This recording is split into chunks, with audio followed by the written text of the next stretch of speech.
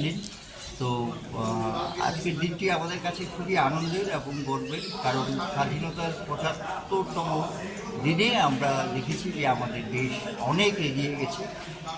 মানুষের যে পার capital income সেগুলো বেড়েছে এবং বিজ্ঞানের ক্ষেত্রে প্রভূত উন্নতি হয়েছে। বিশেষ করে ইসরো যেভাবে চন্দ্রযান পাঠিয়েছে, হ্যাঁ, বা সব দিক থেকেই আমাদের যে সার্বিক উন্নতি হয়েছে।